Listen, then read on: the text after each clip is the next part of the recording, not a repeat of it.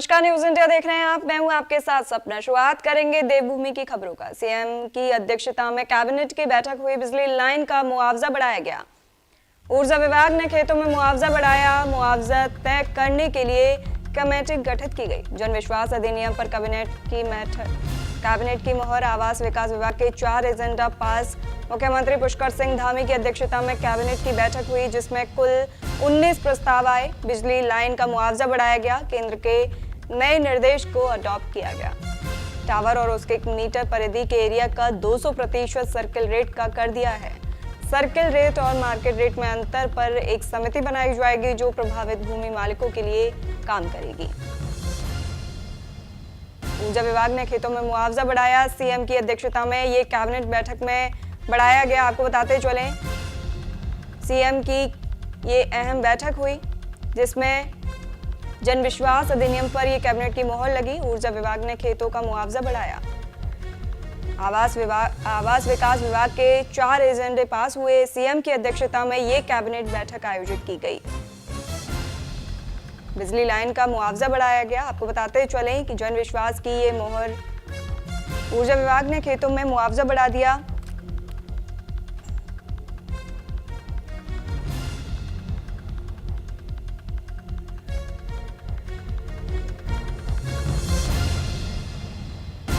CM की बिजली line का मुआवजा बढ़ाया गया है। ऊर्जा विभाग ने खेतों में मुआवजा बढ़ाया है। मुख्यमंत्री पुष्कर सिंह धामी की अध्यक्षता में कैबिनेट बैठक हुई, जिसमें कुल 19 प्रस्ताव आए।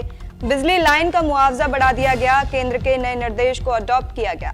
टावर और उसके 1 मीटर परिधि के एरिया का 200% सर्किल रेट का कर भी दिया गया है।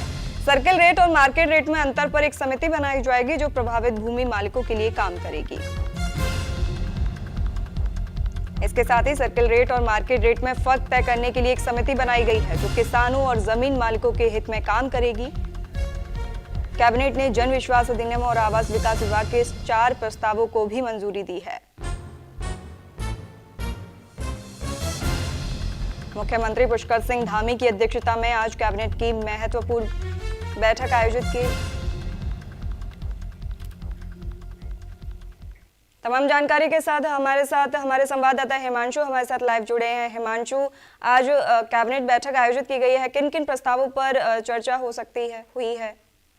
निश्चित रूप से देखिए, उत्तराखंड के मुख्यमंत्री पुष्कर सिंह अध्यक्षता में जो है आज कैबिनेट की बैठक हुई और कैबिनेट की बैठक के बाद जो है तमाम 19 महत्वपूर्ण प्रस्तावों पर जो है चर्चा की गई और चर्चा होने के बाद जो है उन पर मुहर भी लगी है। इसमें अगर इसी क्रम में बात कर ली जाए तो जो बिजली की खंभे हैं, यानी कि बिजली की जो लाइन है, वो क्योंकि पहाड़ी क्षेत्र है, पहाड़ी क्षेत्रों में जो है ऐसे में जो खेतों में लगता है, उन पर जो है इसके बाद काश्तकार जो है किसानी नहीं कर पाते हैं या बागवानी नहीं कर पाते हैं, तो ऐसे में जो है उनकी मुआवजा राशि बढ़ाई गई है। इसी तरीके से अगर हाई टेंशन तार किसी के खेत के ऊपर से जा रही है तो उसमें भी जो है मुआवजा राशि बढ़ाई गई है। इसके साथ ही जो नैनीसैनी एयरपोर्ट है, उसका जो है एयरपोर्ट अथॉरिटी ऑफ इंडिया के साथ जो है एमओयू के संबंध में जो है मंजूरी तो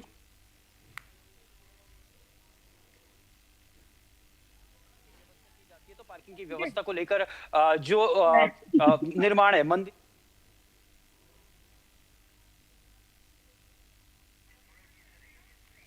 आपको बताते चलें, मुख्यमंत्री पुष्कर सिंह धामी की अध्यक्षता में कैबिनेट की महत्वपूर्ण बैठक हुई। बैठक में कुल 19 प्रस्ताव रखे गए और कई बड़े फैसले लिए गए। सबसे अहम फैसला बिजली लाइन से जुड़े मुआवजे का रहा। अब खेतों में लगने वाले बिजली टावर और उसके 1 मीटर आसपास के हिस्से का मुआवजा सर्किल रेट के 200% के हिसाब से दिया जाएगा।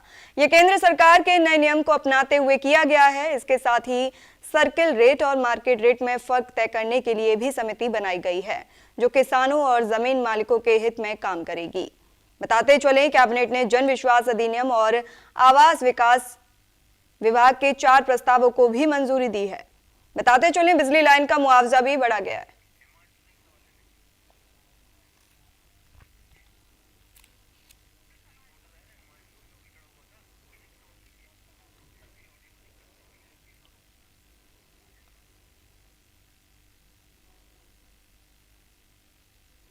हमारे साथ लगातार हिमांशु में से जुड़े हुए हैं। हिमांशु, बिजली लाइन के मुआवजे को बढ़ाने पर सीधा फायदा किसको होगा?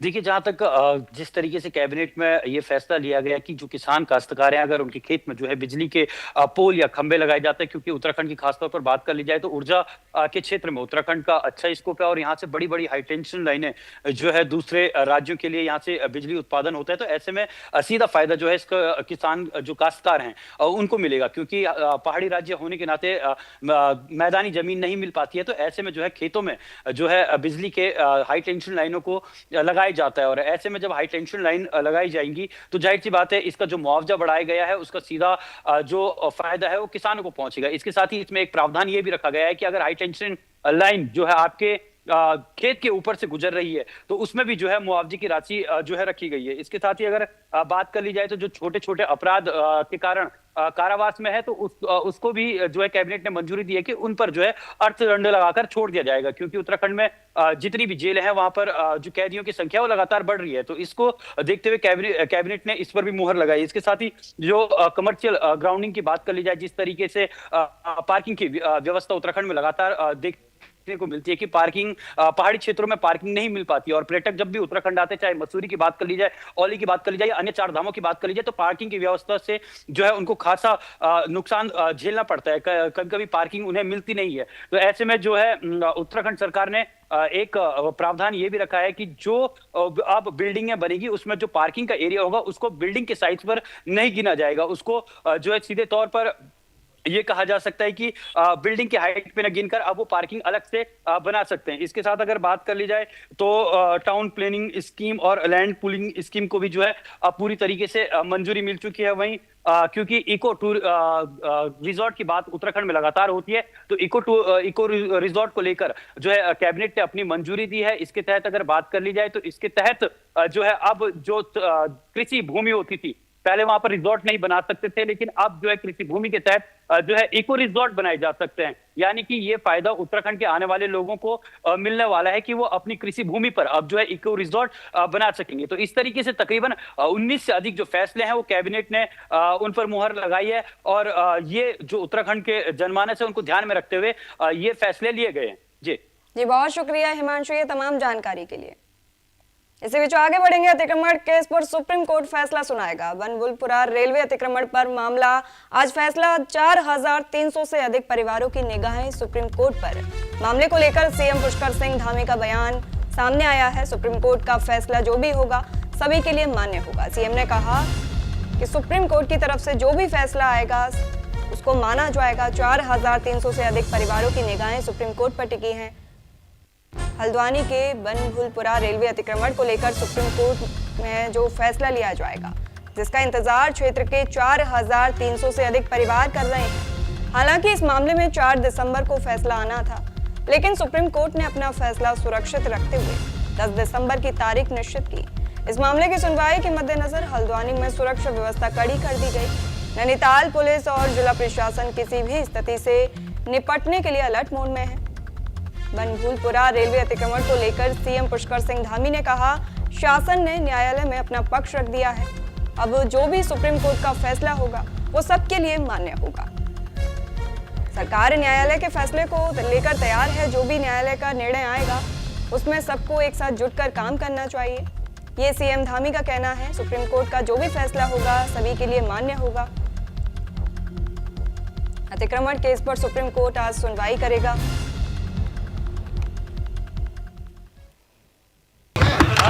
देखिए, बनभूलपुरा में जो हमारी तरफ से, सरकार की तरफ से, प्रशासन की तरफ से जो भी कोर्ट में अपना पक्ष रखा जाना चाहिए था वो हमने पक्ष रख लिया है। माननीय न्यायालय जो भी निर्णय देगा वो हम सबको मान्य होगा। हम तैयार हैं पूरी तरह से।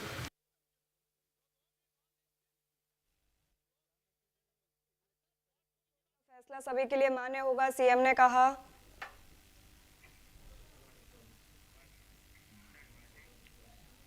खबरों में आगे बढ़ेंगे। हल्द्वानी बनभूलपुरा रेलवे अतिक्रमण मामला सुप्रीम कोर्ट के अंतिम फैसले का इंतजार है। सुप्रीम कोर्ट के फैसले को लेकर पुलिस प्रशासन पूरी तरह से तैयार है। हल्द्वानी बनभूलपुरा रेलवे अतिक्रमण के मामले में सुप्रीम कोर्ट के अंतिम फैसले का सभी को इंतजार है और दूसरी ओर पुलिस प्रशासन, आरपीएफ और सीआरपीएफ ने अपनी तैयारियां पूरी कर ली हैं। बताते चले कि बनभूलपुरा रेलवे अतिक्रमण क्षेत्र में 3660 मकान और 5,200 से ज्यादा परिवार हैं जिनको रेलवे अपना अतिक्रमण मानता है। और इसके अलावा 30 हेक्टेयर से ज्यादा जमीन है जिसे रेलवे अपने विस्तारीकरण के लिए लेना चाहता है, जिसको लेकर आज सुप्रीम कोर्ट में फाइनल सुनवाई होने की उम्मीद है। फिलहाल प्रशासन, पुलिस, जीआरपी की भारी फोर्स रेलवे स्टेशन और बनभूलपुरा क्षेत्र में तैनात की गई है। 4,300 से अधिक परिवारों की निगाहें सुप्रीम कोर्ट के फैसले पर टिकी हैं। वहीं मामले को लेकर सीएम पुष्कर सिंह धामी का कहना है कि जो भी फैसला आएगा वो सबके लिए मान्य होगा।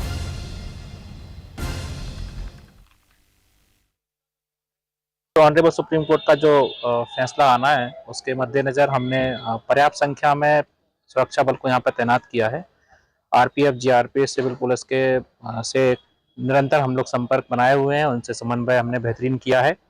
और इसके साथ साथ अत्याधुनिक तकनीक जो है, बॉडी वॉर्न कैमरा है, सीसीटीवीज हैं, ड्रोन है और सभी चीज़ों को हम लोग इस्तेमाल करके प्रयास कर रहे हैं कि सुरक्षा व्यवस्था बेहतर रहे और यात्रियों को और रेलवे संपत्ति को हम लोग इस महत्वपूर्ण घड़ी में सुरक्षित रखें। माननीय सुप्रीम कोर्ट का आज फैसला आना बाकी है, तो क्योंकि थोड़ा सेंसिटिव मैटर है इसलिए जनपद पुलिस के अलावा आरपीएफ, जीआरपी उत्तराखंड ने भी अपना अपना पुलिस बल तैनात किया हुआ है। यहाँ पर राजपत्रित अधिकारी सहित हमारे पास भारी मात्रा में constabulary, PAC, dog squads, intelligence units, इसके अलावा रूफटॉप ड्यूटीज लगाई गई हैं।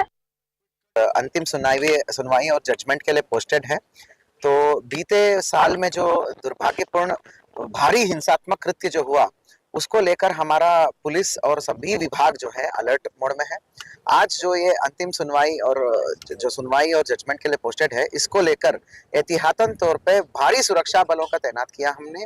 रेलवे भूमि कर अतिक्रमण को लेकर के आज माननीय उच्चतम न्यायालय में सुनवाई है। उसके परिप्रेक्ष्य में सावधानी बरती गई है कि किसी प्रकार की लोगों को भ्रांति न हो, कोई अराजक माहौल न हो, कोई दुष्प्रचार न हो। तो पर्याप्त संख्या में पुलिस बल लगा के, मजिस्ट्रेट लगा करके एक रैकी की जा रही है। लोगों को जो है विश्वास बहाली की जा रही है उनके बीच में कि किसी प्रकार से परेशान होने की आवश्यकता नहीं, किसी अफवाहों में पड़ने की आवश्यकता नहीं। मानते हैं उच्चतम न्यायालय का जो भी फैसला आता है उसका अध्ययन करिए, अपने अधिवक्ताओं के माध्यम से उसको समझिए। तमाम जानकारी के साथ हमारी संवाददाता अंजलि हमारे साथ लाइव जुड़ी है। अंजलि, सुप्रीम कोर्ट के फैसले पर सभी की निगाहें टिकी हैं, तो किस तरह का फैसला आने की उम्मीद है? जी सपना, मैं बता दूं कि अभी भी यहाँ पर बेंच में भी बैठक चली गई, लेकिन अभी 15 नंबर ही चल रहा है। जहाँ बनभूलपुरा का मैटर 23 नंबर का था, अभी तक 23 नंबर का जो फाइल है अभी तक बेंच में पहुंच नहीं पाया है। लेकिन कंप्यूटराइज जो जिस तरह से उन्हें आदेश जारी किया है वो है 16 दिसंबर की दोबारा सुनवाई हो सकती है, लेकिन अभी तक किसी भी तरीके के आदेश जारी नहीं हुआ है। जी, सीएम का कहना है कि सुप्रीम कोर्ट का जो भी फैसला होगा वो सभी के लिए मान्य होगा। इस बयान पर लोगों की क्या प्रतिक्रिया आ रही है? जी, जिस तरह से आज पुष्कर सिंह धामी ने जिस तरह से बयान दिया है कि सुप्रीम कोर्ट का जिस तरह कोई भी आदेश आता है उस आदेश अनुसार सबको स्वीकार होगा और स्वीकार करना पड़ेगा, क्योंकि ये रेलवे की जमीन है। रेलवे ने पिटीशन करी है तो रेलवे के पास उनकी जाना जरूरी है, उनकी जमीन उनको चाहिए। लेकिन अगर बात करें 5,000 लोगों की, जो 5,500 लोग यहाँ पर पलायन करेंगे, इनका भी पूर्ण निवास देने की आशंका जताई जा रही है कि मुख्यमंत्री की तरफ से कि इनके कहीं ना कहीं रहन बसेरा इनकी हत्या करेंगे। जी, बहुत शुक्रिया ये तमाम जानकारी के लिए। इसी बीच आगे बढ़ेंगे। खबर देहरादून से है, जहां वन्य जीव की बढ़ती घटनाओं से प्रदेश में चिंता की स्थिति बनी हुई है। ऐसे में सरकार स्थिति को काबू करने की कोशिश कर रही है। दरअसल अधिकारियों का एक दल पौड़ी गढ़वाल पहुंचा था, जहां सबसे ज्यादा घटनाएं देखने को मिल रही हैं। तो वहीं इसको लेकर मुख्यमंत्री पुष्कर सिंह धामी ने बयान दिया और कहा कि वन्य जीव की बढ़ती घटनाएं हमारे लिए चुनौतीपूर्ण हैं, जिसके लिए वन विभाग के प्रमुख सचिव आर.के. सुधांशु ने विभिन्न क्षेत्रों में जाकर अधिकारियों के साथ बैठकें की और सभी को महत्वपूर्ण दिशा निर्देश दिए गए। इससे बचने के लिए पुख्ता इंतजाम भी किया जाए, जिससे किसी भी तरह की जनहानि ना हो।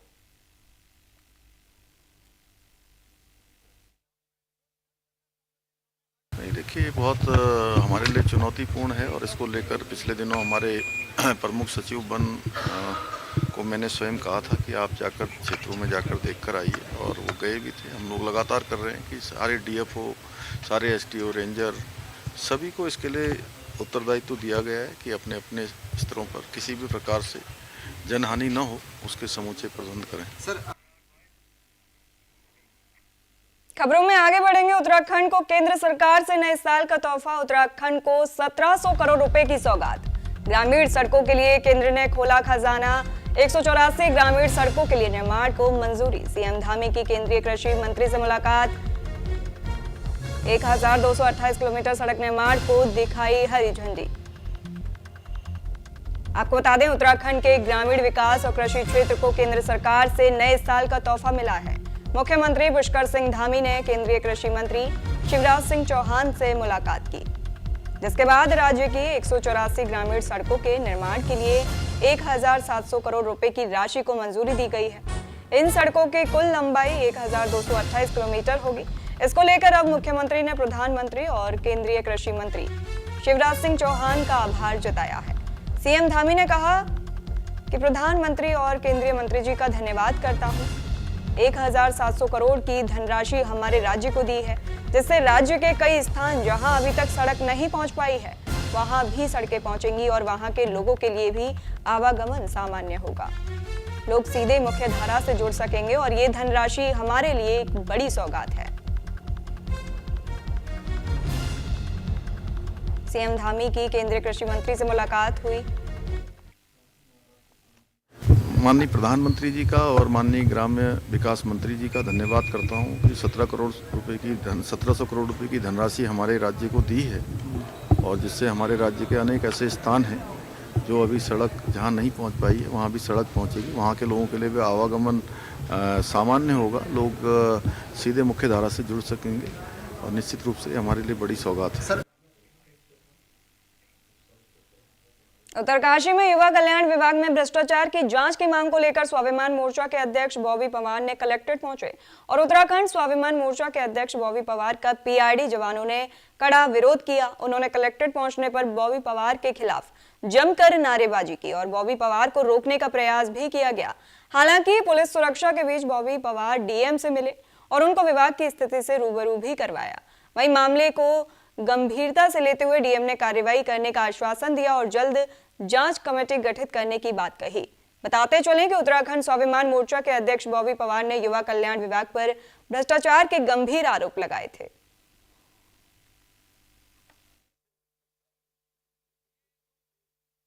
और रिपोर्ट के अनुसार जो बिंदु है उसमें जो निदेशालय से संबंधित बिंदु 5 बिंदु हैं, तो निदेशालय के लिए मैं रिक्वेस्ट कर रहा हूँ।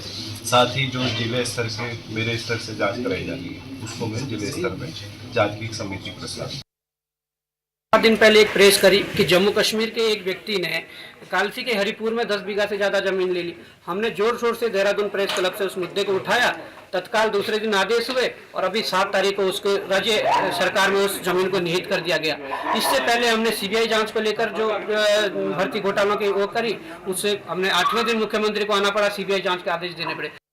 हमारे ये है कि जैसे कि कल बॉबी पवार जी ने हमारे ऑफिस में जाके हमारे ऑफिस में तालाबंदी की है, जो कि गलत है। अगर किसी ऑफिस में तालाबंदी करनी है तो 2 दिन पहले अल्टीमेटम देना चाहिए था, तब जाके तालाबंदी करते। और जो हमारे अधिक कर्मचारियों के साथ जो हत्यापाई हुई वो भी गलत है। अगर बॉबी पवार लड़ाई लड़ रहा है और हक की लड़ाई लड़ रहा सभी का, तो हम उसके साथ हैं, मगर वो लड़ाई तब लड़े कि एक हमें नियमितीकरण कराए, समान कमान का समान वेतन दिलाए, तब जाके हम उसकी लड़ाई में।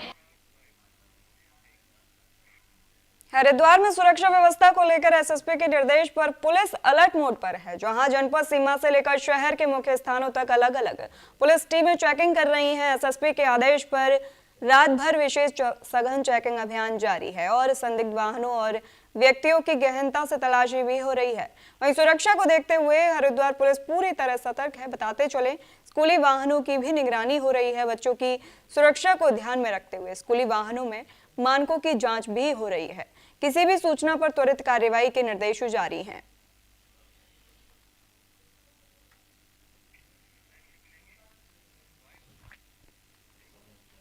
आगे बढ़ेंगे। टिहरी के तहसील कीर्तिनगर में जिलाधिकारी नितिका खंडेलवाल की अध्यक्षता में तहसील दिवस का आयोजन किया गया, जिसमें कई विभागों से कुल 65 शिकायतें दर्ज की गईं। इस दौरान सबसे ज्यादा समस्याएं पेयजल और बिजली व्यवस्था से जुड़ी रहीं, जिन पर अधिकारियों को तय समय सीमा में समाधान के निर्देश दिए गए।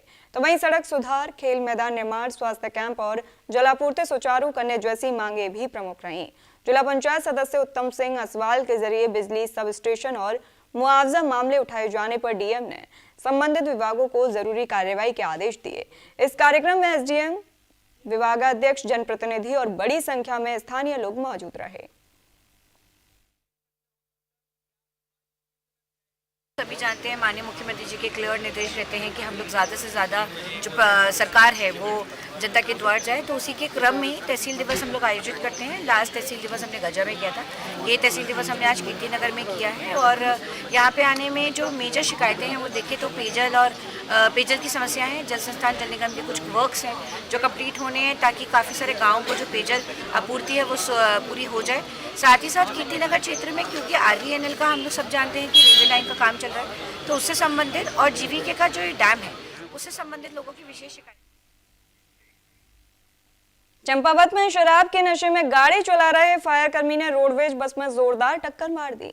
गनीमत रही कि बड़ा हादसा होने से बाल बाल बच गया। बताया जा रहा है कि कार में 3 लोग सवार थे और तीनों ही शराब के नशे में धुत थे। बताते चले कि घटना में कार सवार लोग गंभीर रूप से घायल हो गए। वहीं घटना से आसपास अफरा तफरी का माहौल पैदा हो गया। मौके पर मौजूद लोगों ने कार सवार तीनों घायलों को इलाज के लिए अस्पताल में भर्ती कराया और कहा और एक पुलिस शराब के नशे में वाहन चलाने वाले लोगों के खिलाफ कार्रवाई कर रही है। वहीं दूसरी ओर पुलिस के ही जवान दिन दहाड़े शराब पीकर इस तरह वाहन चलाकर दुर्घटना कर लोगों की जान खतरे में डाल रहे हैं। लोगों ने एसपी चंपावत से शराब पीकर वाहन चलाने वाले फायर कर्मी पर कड़ी कार्रवाई की मांग की है। मामला टनकपुर राष्ट्रीय राजमार्ग में मादली के पास का है।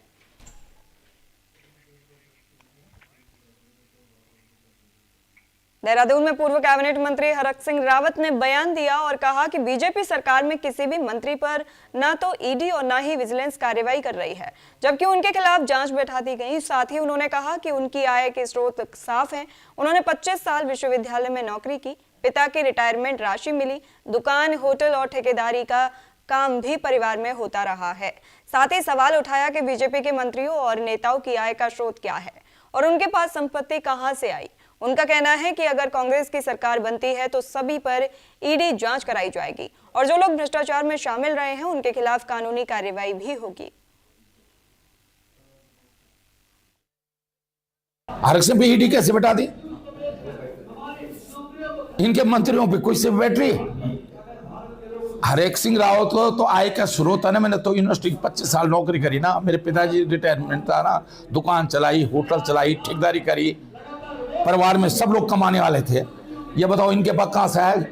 इनमें एक व्यक्ति बता दो भाजपा में कि इनके आय के स्रोत क्या है, कहां से पैसा है, कहां से इनके पास पैसा है? भाई एक व्यक्ति बता दो मुझे। सोबन सिंह जीना विश्वविद्यालय अल्मोड़ा में धामी सरकार के 4 साल की उपलब्धियों पर एक विचार गोष्ठी का आयोजन किया गया, जिसमें मुख्यमंत्री के मीडिया समन्वयक मदन मोहन सती समेत पूर्व कुलपतियों, पूर्व निदेशकों सहित अनेक कानूनविदों ने प्रतिभाग किया। इस गोष्ठी का आयोजन प्रदेश के अन्य स्थानों पर भी किया जा रहा है। इसका उद्देश्य धामी सरकार की 4 साल की उपलब्धियां पर कई क्षेत्र के लोगों की राय जानना और कमियों में सुधार करना है।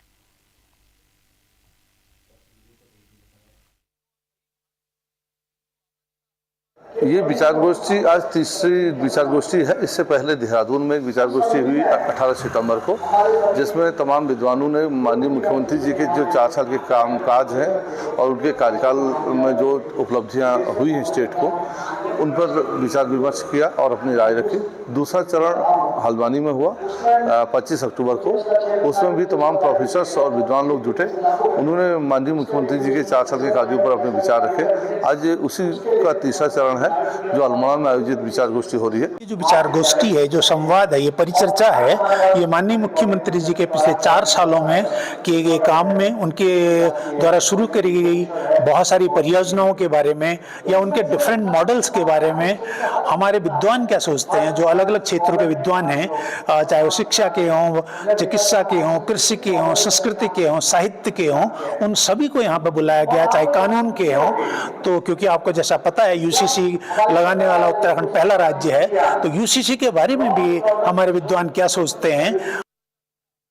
ये कार्यक्रम है और हमारे जो मीडिया सलाहकार हैं माननीय मुख्यमंत्री जी के मदन मोहन शक्ति जी ने, उनके द्वारा पूरे प्रदेश में ही हर जनपद में इस प्रकार के कार्यक्रम आयोजित किए जा रहे हैं। निश्चित इस गोष्ठी के माध्यम से बहुत सारी जानकारियां जो सबको नहीं होती हैं वो मिलेंगी। मीडिया के माध्यम से, आप सब लोगों के माध्यम से भी जन जन तक उनकी 4 वर्षों की उपलब्धियों को पहुंचाया जाएगा और ये ऐसे कार्यक्रम निस्संदेह होने चाहिए। इस बुलेटिन में फिलहाल इतना ही, रुकते हैं एक छोटे से ब्रेक के लिए।